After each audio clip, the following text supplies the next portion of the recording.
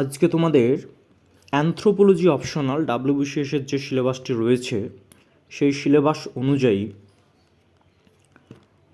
যে দুটো পেপার, সেই দুটো পেপারের তুমি যখন এই অ্যানথ্রোপোলজি সাবজেক্টটিকে, তোমরা অনেক জায়গায় শুনেছো অ্যানথ্রোপোলজি নেওয়া কেন স্কোরিং বা অন্যান্য সাবজেক্টের তুলনায় কেন এই সাবজেক্টটি নেওয়ার প্রবণতাটা বেশি রয়েছে, এইসব বিষয়ে তোমরা জানো।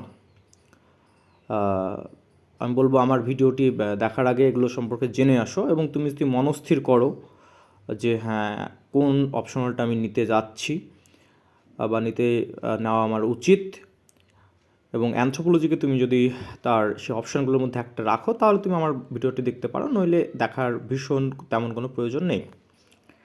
আমি যেটি করব এখানে সেটি হচ্ছে অ্যানথ্রোপোলজির যে পেপার 1 এবং পেপার 2 রয়েছে ডাব্লিউবিসিএস, তো কোনো একজন স্টুডেন্ট যখন এই সাবজেক্টটিকে বিবেচনা করবে, অর্থাৎ সেই সাবজেক্টটি নিয়ে এগোবে কি এগোবে না, সেই মুহূর্তে সেই স্টুডেন্টের জন্যে বা সেই অ্যাসপিরেন্টের জন্যে কী উচিত প্রথমে মনে রাখা, না তো এই সাবজেক্টটির সিলেবাসটা কেমন হওয়া উচিত, মানে হয়, ঠিক আছে, এবং প্রশ্নপত্র কেমন হয় সেটা সম্পর্কে একটা ধারণা থাকা উচিত। তো এই ধারণাটি ডেভেলপমেন্ট যেন হয়, এর জন্যেই আমি এই ভিডিওটি বানাচ্ছি। এবং এই ভিডিওটি কোনো সরাসরি রেকর্ড হবে, এখানে পরবর্তীতে কোনো ধরনের এডিট বা এই ধরনের থাকবে না, তাই র ভিডিও হবে। সুতরাং আমার কথার মাঝে মাঝে কিছু ফ্ল হতে পারে, স্বাভাবিক যেটা, তো ফ্লটা একটু মানিয়ে নেবে। বেশ, শুরু করছি। দেখো, অ্যানথ্রোপোলজির পেপার 1 এবং পেপার 2 থাকে। এ দেখছো পেপার 1, এটা হলো একদম ডাব্লিউবিসিএসের দেওয়া সিলেবাস, এই 2024 সালেরই সিলেবাস, হ্যাঁ, কোনো পরিবর্তন হয়নি। তো এবং পেপার 2 থাকে। তুমি যদি পেপার 1-এর ভেতর দেখো, এখানে দেখো 18টি টোটাল রয়েছে চ্যাপ্টার, এবং পেপার 2-এর ভেতর চ্যাপ্টার রয়েছে 10টি। আচ্ছা, তাহলে 18টি রয়েছে পেপার 1-এ এবং পেপার 2-তে 10টি। এই হচ্ছে তোমাদের টোটাল সিলেবাসটি।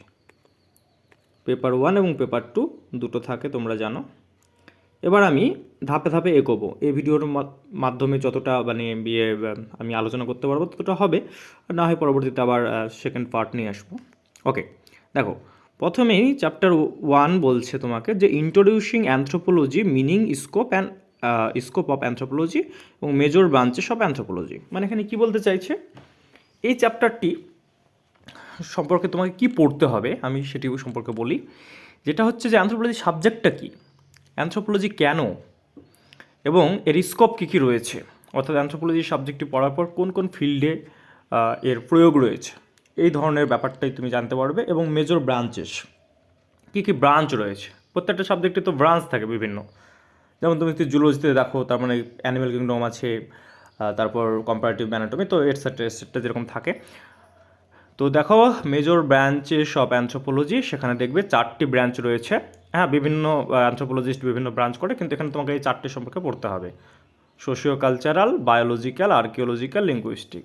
তো কথা হলো, এখানে কেমন প্রশ্ন আসে, এখানে সরাসরি প্রশ্ন দেয়, তোমাকে বলে যে হোয়াট ইজ অ্যানথ্রোপোলজি এবং এর মেজর ব্রাঞ্চেসগুলো কী কী, এগুলো সম্পর্কে লেখো। এই ধরনের প্রশ্ন, ফ্ল্যাট প্রশ্ন আসতে পারে, 20 মার্ক, 30 মার্ক, 40 মার্ক। এখন কিছুটা ওই 10-20-র ভেতরেই সীমাবদ্ধ রাখার প্রচেষ্টা চলছে বর্তমান যে প্রশ্ন ট্রেন্ডিং, সে ট্রেন্ড যদি তুমি দেখো, তাহলে দেখো, socio cultural anthropology, biological, archaeological, linguistic, এই অ্যানথ্রোপোলজির যে বিভিন্ন ব্রাঞ্চগুলি সেগুলো সম্পর্কে সেপারেট লিখতে আসে, যে রাইটে short note on biological anthropology, বা বলে যে বায়োলজিক্যাল অ্যানথ্রোপোলজির আবার বিভিন্ন যে ভাগ রয়েছে সেগুলো সম্পর্কে লিখতে বলে। তো এই ধরনের ফ্ল্যাট প্রশ্ন কিন্তু আসে। এবার 1-2 তুমি যদি দেখো, হ্যাঁ, এবার সম্পর্কে আমি বলি, এগুলো কি, সোশিও কালচারাল অ্যানথ্রোপোলজি সোশ্যাল অ্যাসপেক্টগুলোকে করে, মানে আলোচনা করে মানুষের। বায়োলজিক্যাল অ্যানথ্রোপোলজি যে হোয়াট ইজ ম্যান, তো মানুষ তো একটা বায়োলজিক্যাল অ্যানিম্যাল, তাই তো। তো এই যে বায়োলজিক্যাল অ্যানথ্রোপোলজি, এটা তোমরা যারা মোটামুটি ক্লাস 10 অবধি বায়োলজি পড়েছো তারা এটাতে মানে মিল পাবে, আর 11-12-এ যারা পড়েছো বায়োলজি তারা তো পাবে, আর যারা গ্র্যাজুয়েশনে জুওলজি করেছো, মানে জুওলজি মানে যেটা অ্যানিম্যাল সায়েন্স, তারা তো ভীষণ রকমভাবে এখানে উপকৃত হবে। এছাড়াও ফিজিওলজি, বায়োটেকনোলজি, বা তোমার বোটানি, ইভেন কেমিস্ট্রি, ঠিক আছে, তোমার এই ধরনের সাবজেক্টগুলোর সঙ্গে অনেকটা মিল পাবে, তবে সব থেকে বেশি মিল পাওয়া যায় জুলজির সঙ্গে। আচ্ছা, এবার নেক্সট দেখো আর্কিওলজিক্যাল অ্যানথ্রোপোলজি। এই আর্কিওলজিক্যাল অ্যানথ্রোপোলজিটা সবার কাছেই নতুন, মানে অ্যানথ্রোপোলজির স্টুডেন্ট না হলে সবার কাছেই নতুন, যেরকম সোশিও কালচারাল অ্যানথ্রোপোলজিটাও নতুন। আর লিঙ্গুইস্টিক অ্যানথ্রোপোলজি, এই লিঙ্গুইস্টিক অ্যানথ্রোপোলজিকে আলাদা দেখালেও অনেক সময় এই সোশিও কালচারের ভেতরে লিঙ্গুইস্টিককে রাখা হয়। যাই হোক, এগুলো সম্পর্কে তোমাকে পড়তে হবে। নেক্সট দেখো, ভিডিও বড় হচ্ছে তাই একটু তাড়াহুড়ো করছি। নেক্সট দেখো brief outline of the growth of anthropology, অর্থাৎ গ্রোথ অফ অ্যানথ্রোপোলজি, অর্থাৎ অ্যানথ্রোপোলজি যে সাবজেক্টটা কীভাবে গ্রোথ হচ্ছে, এই সাবজেক্টটা আলাদা একটা সাবজেক্ট, ডিস্ট্রিক্ট একটা সাবজেক্ট কীভাবে হচ্ছে। এটা তোমার ওয়ার্ল্ডের বেসিসেও, মানে গোটা বিশ্বে প্লাস ইন্ডিয়ার বেসিসেও আসে প্রশ্ন, তবে ইন জেনারেল কিন্তু ইন্ডিয়ার বেসিসে প্রশ্ন এসছে এখন এই পর্যন্ত যটা এসছে। নেক্সট দেখো এনলাইটমেন্ট এবং কলোনিয়ালিজম এবং অ্যানথ্রোপোলজি। এই কলোনিয়ালিজম এবং অ্যানথ্রোপোলজি এটাও তুমি ওয়ার্ল্ডের অ্যাসপেক্টেও করতে পারো, যে গোটা দেশে কলোনিয়ালিজম যে রয়েছে, ঠিক আছে, কলোনিয়ালিজম, সেই কলোনিয়ালিজম কীভাবে গোটা দেশ গোটা বিশ্বের অ্যানথ্রোপোলজিকে ডেভেলপ করছে, অ্যাজ ওয়েল এজ আমাদের ইন্ডিয়াতেও সত্য, ঠিক আছে। তো এগুলো থেকে ডাইরেক্ট ফ্ল্যাট প্রশ্ন আসে, এগুলো 10 বা 20 মার্কের ডাইরেক্ট দেয়, এগুলোও 10 বা 20 মার্কের ডাইরেক্ট দেয়। Next 2 number human evolution and humanisation process. এই 2 নম্বর, এই যে 3 number human genetics, 4 number human variation, human growth and nutrition, concept of health and disease, human adaptation, এই যে চ্যাপ্টারগুলো বললাম 1, 2, 3, 4, 5, 6, এই যে চ্যাপ্টারগুলো যতগুলো তুমি দেখছো, এগুলো কিন্তু এই যে আমি বললাম যে যাদের বায়োলজিক্যাল ব্যাকগ্রাউন্ড ছিল, বায়োলজি কোনো সাবজেক্টে, লাইফ সায়েন্স, বায়োলজি, ওয়ার্ড জুলজি এই ধরনের, তাদের কিন্তু খুবই সোজা লাগবে, আমি আলোচনা করলেই বুঝতে পারবে যে এগুলো অ্যাকচুয়ালি ফিজিক্যাল বা বায়োলজিক্যাল অ্যানথ্রোপোলজির ভেতর পড়ে, ঠিক আছে। এই যে 4টি যে ভাগ দেখছো তার ভেতর এখানে যে বি নম্বর ভাগ, এই বি নম্বরের ভাগের ভেতরে পড়ে এগুলো পড়ে। যাই হোক, দেখো হিউম্যান এভলিউশন এখানে আছে থিওরিজ অফ অর্গানিক এভলিউশন, মানে বিভিন্ন টাইপের তোমার থিওরি দেওয়া আছে, মানে সায়েন্টিস্টরা দিয়েছেন, তার ভিতর অর্গানিক থিওরি যেটা, সেটা অ্যাকসেপ্টেড অ্যাকচুয়ালি, এবং এটা সিলেবাসে তোমাকে এটাই পড়তে হবে। তো এই সিলেবাসের ভেতর রয়েছে, এবং আরেকটা কী রয়েছে, হিউম্যান ইভলিউশন এবং ইমার্জেন্স অফ ম্যান, অর্থাৎ হিউম্যান ইভলিউশন কীভাবে হচ্ছে এবং লাস্ট অব্দি এই যে মডার্ন ম্যানের কীভাবে এমার্জেন্স হচ্ছে, এগুলো পড়তে হবে। তো এখানে আরও তোমাকে বিস্তারিতভাবে বলে দিয়েছে যে biological and cultural factor of human evolution, অর্থাৎ হিউম্যান যে বর্তমান মডার্ন রূপে এসছে, এখানে বায়োলজিক্যাল, যেহেতু মানুষ একটা বায়োলজিক্যাল অ্যানিম্যাল, রাইট, এবং কালচারাল ফ্যাক্টরস, মানুষ তো কালচার ছাড়া মানুষ কিছুই না, রাইট। তো কালচারাল এবং বিভিন্ন যে বায়োলজিক্যাল ফ্যাক্টর, সেগুলো কীভাবে মানুষকে এই মানে ইভলিউট হতে সাহায্য করলো আর কি। নেক্সট দেখো থিওরিজ অফ অর্গানিক ইভলিউশন রয়েছে প্রি ডারউইনান, ডারউইনান এবং পোস্ট ডারউইনান, এবং নেক্সট রয়েছে, বুঝতে পারছো যে ডারউইনের আগে কী থিওরি ছিল, ডারউইন নিজে কী থিওরি দিয়েছে, আর তার পরবর্তীতে থিওরিটা কীভাবে চেঞ্জ হয়েছে। এবার নেক্সট দেখো সিনথেটিক থিওরি রয়েছে, সিনথেটিক থিওরি সব থেকে মডার্ন থিওরি, এবং রয়েছে brief outline of term and concepts of evolutionary biology, এবং অ্যাজ ওয়েল এজ এখানে তুমি নিউট্রাল থিওরি পাবে, ঠিক আছে। এবং রয়েছে কনসেপ্ট অফ ইভলিউশনারি বায়োলজি, তার মধ্যে রয়েছে স্কেলিটাল চেঞ্জ, স্কেলিটাল মানে হাড় জাতীয়, যত মধ্যে হাড় রয়েছে তুমি বোঝো, স্কেলিটাল মানে আমাদের স্কেলিটাল সিস্টেম কোনগুলো নিয়ে তৈরি, তার মধ্যে skull, vertebral column, pelvic girdle আর হাইন্ড লিম্ব, এগুলোই পড়তে হবে। এবার এই সম্পর্কে বলি, এই যে 2-এর 1, 2, 3 এগুলো সম্পর্কে আরেকটু ডিটেলসে বলি।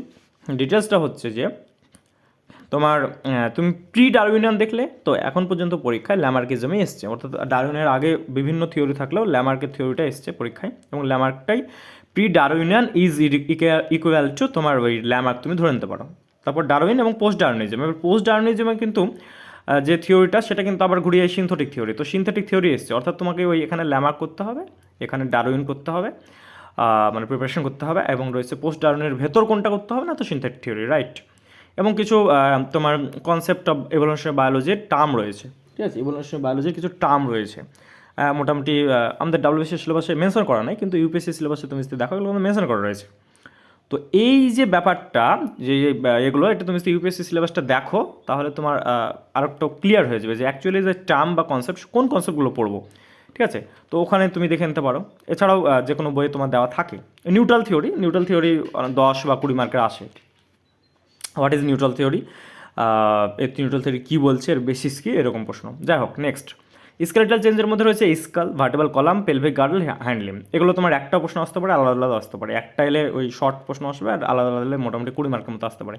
নেক্সট দেখো ক্যারেক্টারিস্টিক অফ প্রাইমেট, প্রাইমেটের বৈশিষ্ট্য কী? প্রাইমেটের ক্লাসিফিকেশন বিভিন্ন অ্যানথ্রোপোলজিস্ট বা বিভিন্ন জুলজিস্ট, বিভিন্ন সায়েন্টিস্ট তারা দিয়েছেন। তার ভিতর তোমার জেনারেল ফর্মে যেটা গৃহীত হয়েছে সেটা করলেই হবে।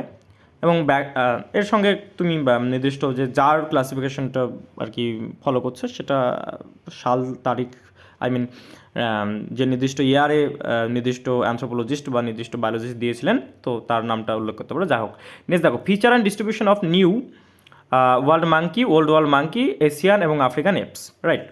এগুলোতে তুমি কি পড়বে? এগুলোতে তুমি পড়বে একদম খুব সহজ জিনিস, যা বলছে প্রশ্নে যে ডিস্ট্রিবিউশন কি, ফিচার কি, সেগুলোই আসে। তোমার নিউ ওয়ার্ল্ডের আসতে পারে এবং ওল্ড ওয়ার্ল্ডের আসতে পারে। এগুলো কি যখন পড়বে তখন আরও ডিটেলস হবে, মানে বুঝতে পারবে।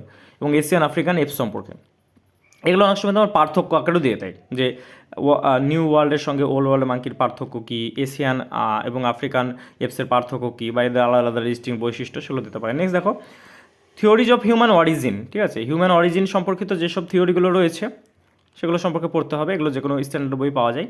নেক্সট হলো জিওলজিক্যাল টাইম স্কেল। এবার জিওলজিক্যাল টাইম স্কেল এখানে লেখা আছে, তাই এটা তোমার জিওগ্রাফিতে, জিওলজিতে বা বোটানি বা জুলজি, মানে সব সাবজেক্টে এগুলো মোটামুটি পড়তে হয়। যে সাবজেক্টগুলো একটা মানে আমাদের বলতে পারো যে পৃথিবীর ইভলিউশন আর কি, একটা হয় অর্গানিক ইভলিউশন, একটা হচ্ছে সব কিছু ইভলিউশন, সব কিছুই তো পরিবর্তন হচ্ছে। তো পৃথিবী যে ইভলিউট হচ্ছে আস্তে আস্তে, পৃথিবীতে কী কী চেঞ্জেস আসছে সৃষ্টি থেকে, তো এই ধরনের জিনিস সম্পর্কিত জিওলজিক্যাল টাইম স্কেলগুলো তোমাকে পড়তে হবে। কিন্তু এখানে একটা বিষয় হচ্ছে যে তোমাকে পুরোটা পড়তে হবে না, মোটামুটি ওই যে ডায়াগ্রামটা দেখে নেবে যে এর আলাদা এরা কি, আলাদা ইপোক কি, একটা এর মধ্যে তুমি পড়বে শুধুমাত্র প্লিস্টোসিন ইপোক। এবং প্লিস্টোসিন ইপোকের মধ্যে কোনটা পড়বে না, তো মানুষের ভিতর কী কী চেঞ্জেস আসছে, এবং এখানে বিভিন্ন ধরনের দেখবে যে গ্লেসিয়েশন হচ্ছে। যাই হোক, আমি আবার ডিটেলসে চলে যাচ্ছি, এত ডিটেলসে যাওয়া উচিত না, তো এটা পড়বে। এবং এইখানে তোমার ডিরেক্টলি 10 মার্ক বা 20 মার্কের প্রশ্ন আসে।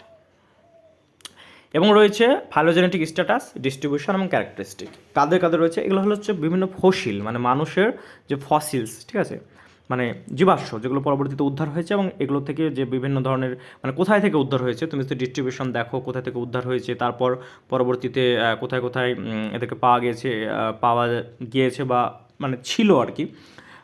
বিজ্ঞানীরা যে ধরনের বলেছেন যে এখানে এদেরকে পাওয়া যেত, এটা ডিস্ট্রিবিউশন। ক্যারেক্টারিস্টিক মানে বুঝতে পারছো যে হাড়গোড় পাওয়া গেছে, সেগুলো যে বৈশিষ্ট্য, এবং পরবর্তীতে বিজ্ঞানীরা পরীক্ষা নিরীক্ষার মাধ্যমে এদেরকে কোন জায়গাতে ফাইলোজেনেটিক স্ট্যাটাস, মানে কোন জায়গাতে স্থান দিয়েছে আর কি, মানে তাদের মানে ট্যাক্সোনমিক যে স্ট্যাটাস বা ফাইলোজেনেটিক স্ট্যাটাস, মানে বুঝতে পারছো এটা ট্যাক্সোনমিক্যাল বিষয় বায়োলজির। তো প্যারাপিথেকাস, ডায়োপিথেকাস, সিভাপিথেকাস, অস্ট্রালোপিথেকাস, হোমো ইরেক্টাসের মধ্যে রয়েছে আমাদের জাভার, পেকিং ব্যাং, এই দুটো পড়তে হবে, আর্কিয়া, হোমো সেপিয়েন্স। এবং নেক্সট রয়েছে নিয়ান্ডারথাল ম্যান, তার মধ্যে রয়েছে এই লাসাফেলেওয়াক্সেন্স এবং রয়েছে ট্যাবনম্যান। এবং নেক্সট রয়েছে অ্যানাটোমিক্যালি মডার্ন হিউম্যানের মধ্যে রয়েছে ক্রোম্যাগনন, তোমার রয়েছে গ্রিম্যালডি এবং চ্যান্সেলারি। এবার দেখো এগুলোর ভেতর কিন্তু সবই মোটামুটি পড়তে হবে, কিছু বাদ দেওয়া যাবে না। এবং এর মধ্যে এই যে তুমি দেখছো ডিস্ট্রিবিউশন, হ্যাঁ ডিস্ট্রিবিউশনই আসবে, ক্যারেক্টারিস্টিক, ফাইলোজেনেটিক, এর বাইরে থেকে কোনো প্রশ্ন আসে না। নেক্সট দেখো তুমি হিউম্যান জেনেটিক্স, মনে হয় হিউম্যান জেনেটিক্স আজকে বায়োলজিটা, মানে বায়োলজিক্যাল অ্যানথ্রোপোলজি বা ফিজিক্যাল অ্যানথ্রোপোলজিটার পরেই ক্লাস স্টপ করতে হবে, নাহলে বড় হয়ে যাবে। এবার দেখো হিউম্যান জেনেটিক্সের মধ্যে রয়েছে Mendel, twin study, cytogenetics, population genetics. এই যে হার্ডি ইউনিবার্গ, এইটা বারবার আসে পরীক্ষায়। মেন্ডেলিজমের যে বিভিন্ন 3টে সূত্র আছে এবং এই সংক্রান্ত যে ধরনের ছকগুলো হয়, ঠিক আছে। তারপর নেক্সট রয়েছে টুইন স্টাডি, সাইটোজেনেটিক্স, পুরোটাই। এটা কিন্তু ভীষণ একটা ইম্পর্টেন্ট একটা জায়গা, এবং এই জায়গাটা কিন্তু অনেকে গ্রিপে আনতে পারে না, এই ব্যাপারটাও বোঝার মতো। এবং এই যে জায়গাগুলো রয়েছে না, এই জায়গাগুলো অনেকে কি করে, সরাসরি স্কিপ করে যায়, কিন্তু বর্তমান ট্রেন্ডিংয়ে তুমি যদি দেখো যে না, এগুলো থেকে প্রশ্ন হয় এবং ভালো লেভেলের প্রশ্ন হয়। এই যে এগুলো থেকে সাধারণত 10 মার্কে ছোটো প্রশ্ন দিয়ে দেয়। তো এই হচ্ছে হিউম্যান জেনেটিক্স, এটা বায়োলজি স্টুডেন্টটা তোমরা খুব ভালোভাবেই জানো হিউম্যান জেনেটিক্স কোনগুলো। তো ভ্যারিয়েশনে রেসিজম, এই ব্যাপারটা অ্যানথ্রোপোলজির একটা ইউনিক বিষয়। তারপর দেখো বেসিস অফ ভ্যারিয়েশন, মানে কিসের মানে বেসিসে আমরা ভ্যারিয়েশন করতে পারে, এই সম্পর্কিত রয়েছে। তারপর রয়েছে হিউম্যান ফিজিক্স, সোমাটোটাইপ, এবং রয়েছে এথনিক গ্রুপের মধ্যে রয়েছে 4টি। এই এথনিক গ্রুপের কি পড়তে হয়, ইন জেনারেল ক্ষেত্রে ওদের বৈশিষ্ট্যগুলোই আসে, সেই সংক্রান্ত যে পড়াশুনো সেগুলো এখানে এথনিক গ্রুপ এখানে একটা পাবে তুমি। তারপর আবার ইন্ডিয়ান, মানে পেপার 2টা তোমার প্রো ইন্ডিয়ান অ্যানথ্রোপোলজি, সেখানেও কিন্তু পাবে। নেক্সট দেখো হিউম্যান গ্রোথ অ্যান্ড নিউট্রিশন, এখানে খুবই সহজ জিনিস, যে গ্রোথের স্টেজ বলাই আছে, এগুলো পড়ে নিতে হবে। আর কী গ্রোথে বা ডেভেলপমেন্টে কী সাহায্য করে, তোমার জেনেটিক থাকে, মানে দেখো না অনেকে ওই যতই খাওয়া দাওয়া করুক ওই মোটা হয় না, মানে পাতলাই হয়, আবার কেউ অল্প খেয়ে মোটা হয়, মানে এগুলো আমি বড় বলছি, মানে ব্রডলি বলছি তাই, কিন্তু এগুলোর ভেতরে তোমার genetic as well as environmental, nutritional, socio economic সমস্ত ধরনেরই কিন্তু ফ্যাক্টর রয়েছে, মানে ফ্যাক্টর দ্বারা সেগুলো কিন্তু রেগুলেটেড হয়। এবার দেখো গ্রোথ স্টাডির মেথোডোলজি রয়েছে, এটা বই থেকে পড়তে হবে, তাহলে বোঝা যাবে যে মেথোডোলজিগুলো কী কী রয়েছে। এবং এগুলো ডিরেক্ট প্রশ্ন দেয়, যে 5-এর 1 ডিরেক্ট প্রশ্ন, 5-এর 2 ডিরেক্ট প্রশ্ন 20 মার্ক বা 10 মার্কে দিয়ে দিতে পারে, যে বলবে যে write the methodology of growth study, এরকম ডিরেক্ট প্রশ্ন আসে। এবার দেখো কনসেপ্ট অফ হেলথ এবং ডিজিজ, এগুলো ডিরেক্ট প্রশ্ন, যে কমিউনিকেবল এবং নন কমিউনিকেবল ডিজিজ কী এবং উদাহরণ দিয়ে বলতে ব্যাখ্যা করতে বলে। অনেক সময় কনসেপ্ট অফ মাইক্রো নিউট্রিয়েন্ট এবং ডেফিসিয়েন্সি সম্পর্কে লেখা থাকে। তারপর দেখো হিউম্যান অ্যাডাপ্টেশন, হিউম্যান অ্যাডাপ্টেশন তো ভীষণই ইম্পর্টেন্ট, এগুলো এই বার্গম্যানস রুল, অ্যালেন্স রুল বারে দেয় 10 মার্কের মানে টিকা আকারে। এবার দেখো হিউম্যান অ্যাডাপ্টেশন এবং অ্যাক্লিমেটাইজেশন যেটা রয়েছে হট, কোল্ড এবং হাই অল্টিটিউডে, এবং রয়েছে নেক্সটে অ্যানথ্রোপোমেট্রি রয়েছে, এবং পুরোটাই অ্যানথ্রোপোমেট্রির মধ্যে রয়েছে human adaptation, BMI/CI, physiological variable, blood pressure, এইসবগুলো, এগুলো থেকে মোটামুটি প্রশ্ন হয়। নেক্সট দিন কালচারাল রেভলিউশন থেকে আবার স্টার্ট হবে।